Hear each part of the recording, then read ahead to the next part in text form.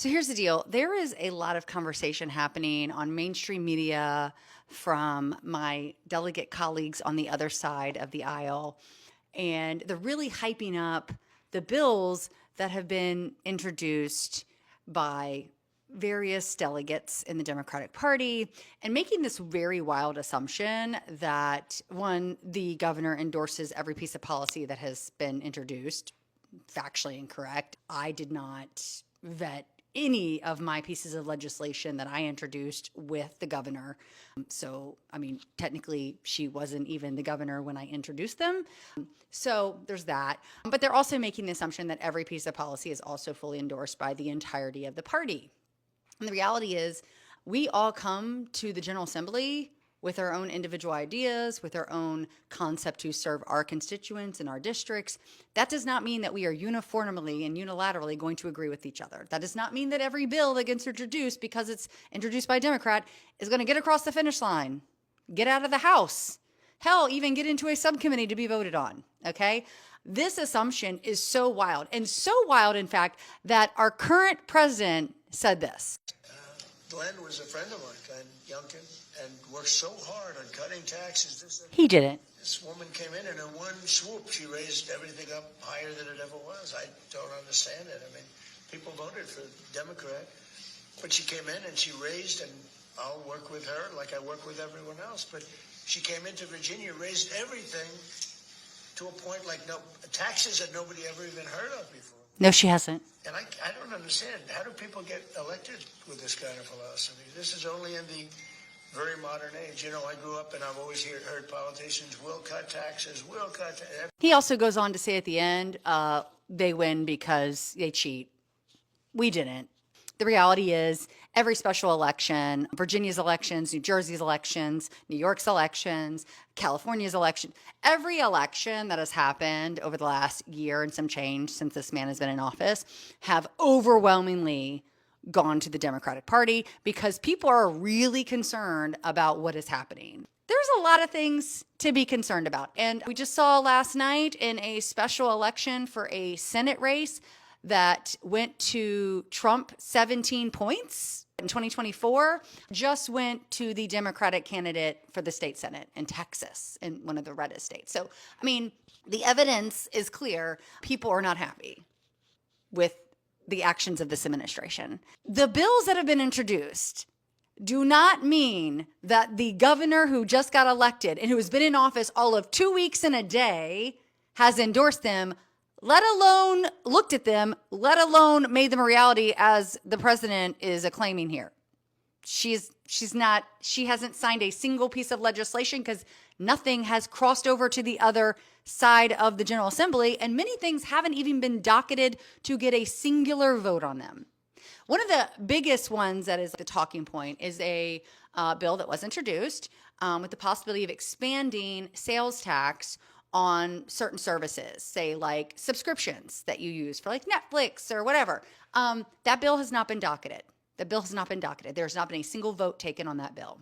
It is also worth noting that Ren Williams, who is a delegate on the right, posted this graphic, okay? It's like brought by Virginia Democrats, $347 a month in big yellow print that really draws your eyes. And then it shows 21 subscriptions. And if you actually read this, it says that if this bill, that again has not been docketed, has not gotten a single vote, and has not been publicly endorsed by the governor, if it passes the House and then by some miracle passes the Senate and gets signed into law by the governor, you would pay $18 extra per month on these 21 services. So if you have these 21 services right now, you are paying $329 a month as it stands. So like, he wants you to think, look, they're going to make you pay $347. You are paying $329 if you have all these services. Like, this is rage bait. And I get it. Like, they're real good at convincing their base and getting them all riled up, making them think that these things are definitely going to happen or they've already happened when they haven't.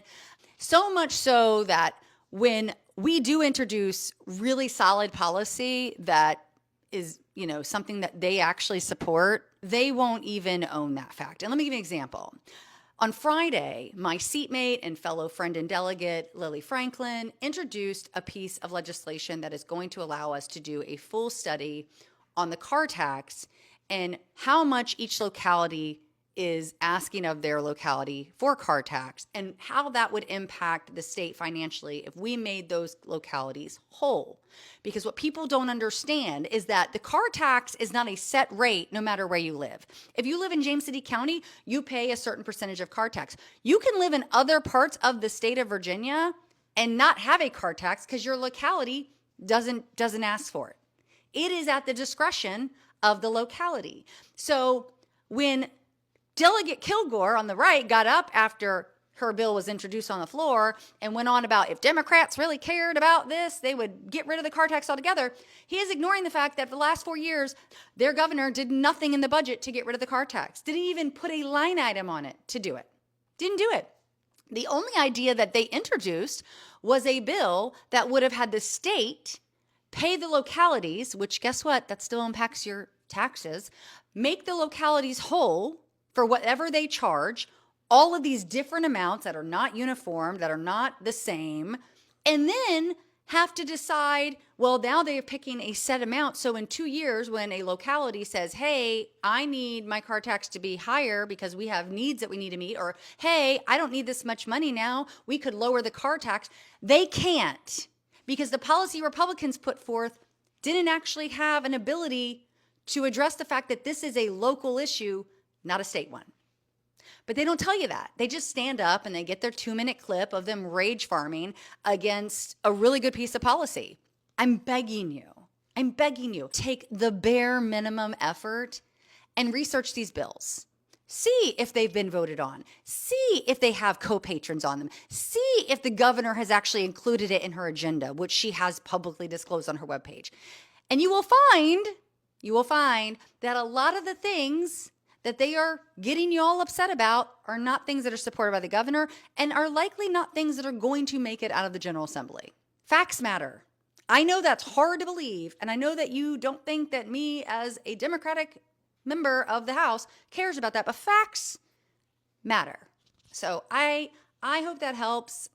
I'm going to continue to try to add context to what's going on because clearly, again, my colleagues on the right are not going to do that. I'm looking at you, Ren Williams.